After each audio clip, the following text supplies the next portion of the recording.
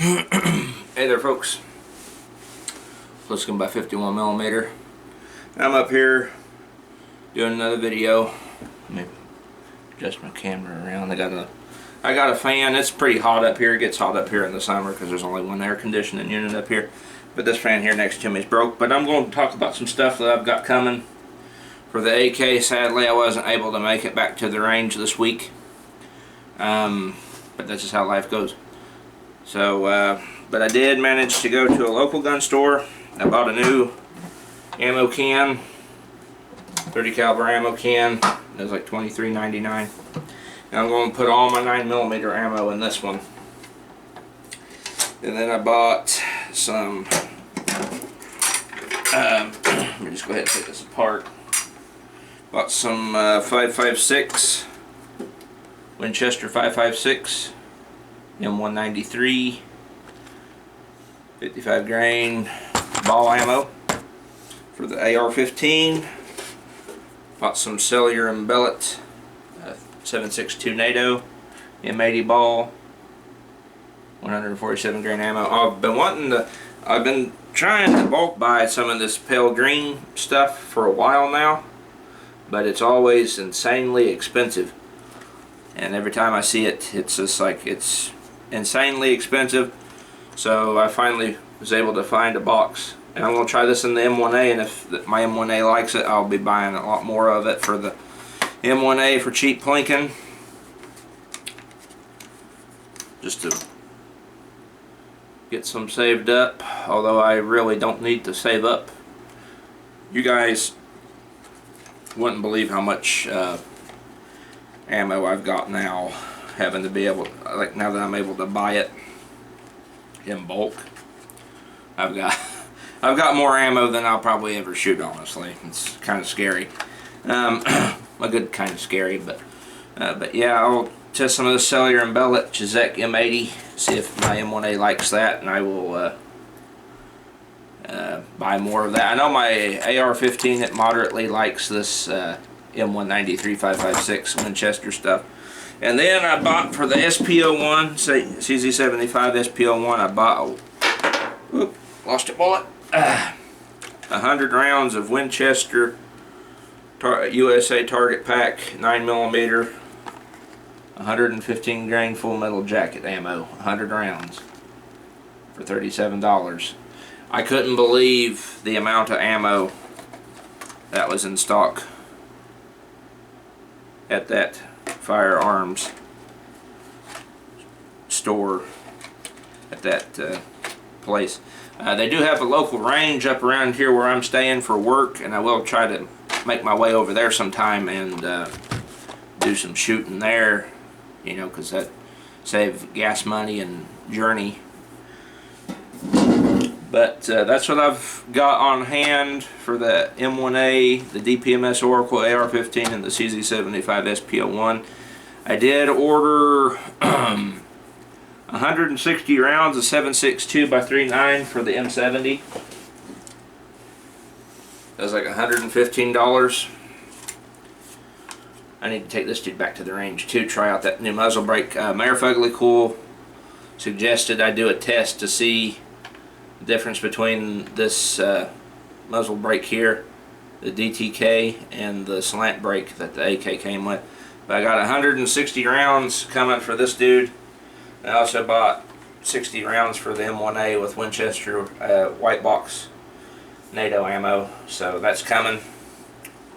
I've also got 3 surplus M1A mags that I ordered last week for the M1A, but they my order, for some reason, I was looking at it, it got put from fulfillment. Well, they said that they was shipping it. It's weird. It's like they're saying they're going to ship it, and it was all good to go, and then they emailed me again that it had been moved back to fulfillment. So I just figured that was like a, you know, an issue on their part. My chair moved. There we go. Because, you know, I work in a fulfillment center now myself, so, you know, things get moved around, orders get misplaced, or, you know, gotta wait for somebody to fulfill it, do it up. But then I got on there and I was looking, and it turns out that the address because I got all my stuff for my emails and all that. I've got multiple emails. Oh my God, I have a whole book written down, emails and stuff. But it had got my address. It got the first address right, but the address for the town and state was mixed up for another location. I was like, I don't know how the hell that happened. So I had to basically just reorder the 3 surplus mags. So now I've got 3 surplus mags I know are coming. They're W marked M1A surplus magazines. I know I got 3 of them coming, but if the fulfillment for the other ones go through, I'll end up with 6. So I mean, I really can't complain with that, but it's just I didn't want to reorder. You know, the fact I had to reorder. I was trying to cancel the first one, but it still says it's awaiting fulfillment, so I may end up with 6 20-round surplus mags for the M14, whereas I was just only wanting to buy 3. But whatever, you know. Also, for the AK-47, I have a Russian Perst 4 Zentico laser coming for it, along with the M600B Surefire knockoff flashlight that my buddy Robert Fisher told me about on Instagram. And he has one mounted to his SIG MPX 9mm and says he loves it, so he convinced me to go ahead and buy it. And then I was still under the impression that we was getting a raise at work, so I was like, okay, well, I'll go ahead and buy the Russian Perst 4 laser, which has like the highest laser output for any type of combat laser. I watched a whole review on them. I wanted to get the green one, but I ended up having to get the red one because the green one was like $100 more. Also, if you hear my dog, we have guests over, so if you hear him barking, that's why. But I ended up getting the red Russian Perst 4, and that was about $454, I think. But I got my paycheck and that refilled it back up. So even though I'm not getting the pay raise, because my buddy, the person he talked to had misheard. What it is people who have been there at Amazon for 6 months are getting a pay raise of $18 an hour, and I'm still getting paid $16 an hour. So it's just like, yeah, it's whatever. But when I finally get my seniority, I'll be getting paid that much as well. So got a Russian Perst 4 laser coming, and the Surefire knockoff flashlight coming for the AK, and I'll show you guys how I install that. I plan to have the Perst 4 on the right side, and then Surefire on the left. It's the big long Surefire too, not the small one, small compact one. It's the long one. I wanted it long enough to where the the lens of the flashlight would get past that front brake, or not front brake. Well, if it got past the brake, I'd have to mount it out here on the barrel, but the front sight post, or get it up there just to where it was basically right behind it, so the shadow of the muzzle and barrel wouldn't be so bad in the light. I wanted to get it as close to the end of the gun as I could. So I'm going to be mounting that flashlight like way out here on this last rail, and then have all the switches and stuff for the laser and the light slaved. We'll have the laser light slaved to the left side rail, the pressure pad for it slaved to the left side rail, and then I think I'll have the light laser slaved, or the pressure pad slaved down here, where I could, you know, manipulate the light with my thumb, bring my thumb around on that front grip and turn the light on, and then if I need to, reach over and hit the laser. I think I might just keep the momentary on-off on the flashlight, where you press the back of it and that turns it on and off, because I'm thinking in my head, okay, it's a dark room and I'm needing a light. Having that light stay on would probably be a lot better than the laser, because the laser, you know, you just press a button, reach back here on the rail, press that, and the laser comes on. And that's for like quick shots where I can't get the sight lined up, and I'd have that red dot on them and pow pow pow pow. But the light would be the most important, because if I'm ever in a scenario, God forbid, where I'm in like a dark room or it's nighttime outside and I need to shoot, seeing what I'm shooting at is a lot more important than putting a red dot on something. So I'm going to have the practicality and the emphasis on the flashlight be quicker and more, you know, less obstructed than the laser, because the laser kind of back up for the irons. Or red dot when I get an optic for this. I need to get this dude. I've been wanting to get out and shoot this dude, but it rained all last weekend, and then this weekend I was just wore out from work. And then next weekend I'm going to Knot Fest. I'm going to go watch Slipknot, so stay tuned for videos of those, because I'll definitely be filming that. But that's just what I've got going so far. Turns out the Gorka 4 mountain camo suit, the Russian mountain camo suit that I ordered, didn't go through on eBay, so I'll have to reorder that. But I'm getting stuff accumulated. I've got that. I've got ammo. I've got the surplus can. Got mags coming for the M1A. I got light and laser coming for the AK. So stay tuned, guys. I'll make videos of it when I can, as I can.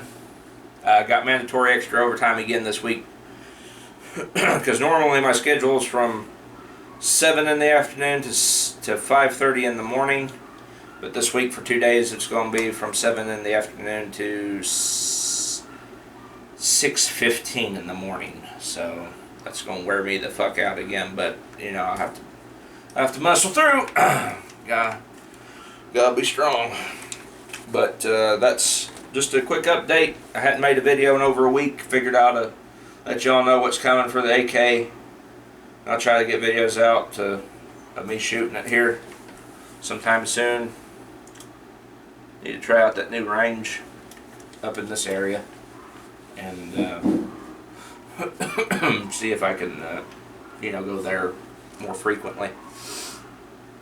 The range where I bought all that ammo and the ammo can from has an indoor range, but I don't know if they would allow me to film. See, that's the thing. I could probably rent like a lane for like an hour, try out some guns that I have never shot before, like ARs, AKs, a Chris Vector. They got Chris Vectors in there you can rent. The works, but I don't know if they'd let me film in there is the thing. So it's just like, if I was going to do it, I'd want to film it for YouTube for content. Because who doesn't like watching firearms being manipulated and shot? Especially new ones that are new to me. And, you know, they let you rent them out, and I think you can buy them too. Speaking of buying guns, I seen a open top 38 special, like a single action army, but it's the older model with the open top cylinder. Like, it don't have the back strap on the top of the cylinder, but the controls and all that are like a single action army, and that's in 38 special, and I may end up with that too as well. So I know you're all probably like, well, you just recently bought an SPO1 and then you've got a AK-47 M70 Z-Pap. Now you probably ought to slow down so you can, you know, work with these guns. But you know, at the same time, I'm thinking to myself, it's like, it's 38 special.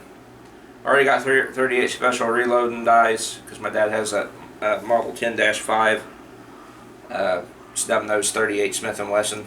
So, you know, it really wouldn't be that big of a stretch to add another firearm and caliber to the collection while having this and my SPO1 on top of that as well.